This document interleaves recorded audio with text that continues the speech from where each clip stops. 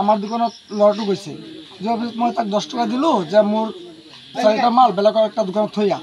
তেতিয়া এটা মানুহ সোমাইছে মোৰ মাজৰ পৰা সোমাই কিনি কৈছে যে সজল বিশ্বাস তাৰ নাম সজল বিশ্বাস তাক একবাৰ সোধকচোন দাদা তাৰ হাত ভৰি কেনেকুৱা জ্বলিছে তে মই তাক সুধিলোঁ মাতিছোঁ এইফালাচোন কি কেনেকুৱা জ্বলিছে সি ক'লে মোকতো অলপ ভয় পায় আৰু মোক সঁচা কথা কৈ দিছে যে আমি অমুকৰ ঘৰত গৈছিলোঁ গৈ পেলাই চাইছোঁ যে সিহঁতৰ টিভি চলি আছে তাৰ দেউতাটো মানে টিভি চাই আছে মই অলপ মানে পানী কল টিপিছে ফাৰ্ষ্টত টিপাৰ পিছতে মানে সি গৈছে মানে ঘৰত সোমাব দৰ্জা ঠেলিব তেতিয়া মানে সি অলপ মানে এনেকুৱা চাইছে আৰু বেৰা ফাঁকে দি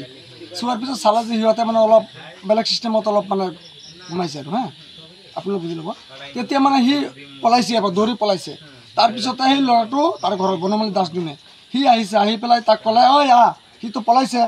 মাৰিব মোক এনেকুৱা ভাবিছে আৰু সি কি কৰিছে সি পলাইছে পলাই পিছত এই ল'ৰাটো 10টা 11টা 12টালৈকে ইয়াত ৰাস্তাত বহি আছে কৈ আছে তই কেইদিন পলাই থাকিবি তই 1 ৰাতি পলাই মই 7 ৰাতি থাকিম তেনেকৈ কৈছে তেতিয়া মানে সি মানে নিজেই চেলেণ্ডাৰ হৈ গ'ল ধৰা দিছে ধৰা দিয়াৰ পিছত সি তাৰ ঘৰত গৈছে ধৰাৰ পিছতে হাত ভৰি বান্ধি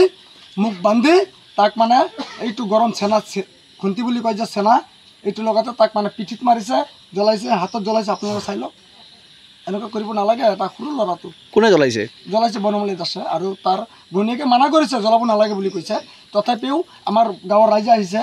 বিডিপি ৰাইজে আহিছে বিডিপি মানুহ আহিছে আমাৰ ৰাইজ আহিছোঁ অহাৰ পিছত তাৰ ঘৰৰ মানুহক মাতিছোঁ মাতাৰ পিছত আমাৰ সিদ্ধান্ত ল'ম সিহঁতে কি কৰিছে মানে আমাৰ কথা একো শুনা ৰাইজৰ কথা শুনা নাই সিহঁতে কি কৰিলে গুচি গ'ল ঘৰত এতিয়া মই কি কৰিম আইনৰ আশ্ৰয়টো ল'বই লাগিব এতিয়া আমালোকে ৰিপৰ্টাৰ আৰু পুলিচ মাতিছোঁ এতিয়া মই আইনত দিম কাম মানে তাৰ ঘৰত 1 বছৰ ধৰি তাৰ ঘৰতে ভাত পানী যি আছে চব তাৰ ঘৰতে খায় কামো কৰে সিহঁতে মাতে কাৰণে যায় ল'ৰাটো তাৰ ঘৰতে দেউতাও নাই মৰি গ'ল মাটো হুজাই কাম কৰে বাচ্চাটো বয়স কিমান কিমান হ'ব 13-14 বছৰমান হ'ব কি নাম বাচ্চাটোৰ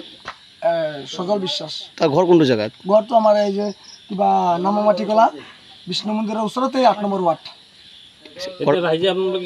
ৰাইজে সিদ্ধান্ত লৈছোঁ অলপ মানে আইনৰ আশ্ৰয় আপোনালোকক কৈছোঁ এতিয়া আপোনালোকে যেনেকুৱা এইটো মানে শাস্তি হ'ব লাগে অলপ পাব লাগে আমাৰ ৰাজ্যৰ কথা মানা নাই সিহঁতে সেইকাৰণে আমালোকে আইনৰ আশ্ৰয় লৈছোঁ এতিয়া আপোনালোকে ৰাইজে যি কৰে আমালোকে এইটো খুচি আৰু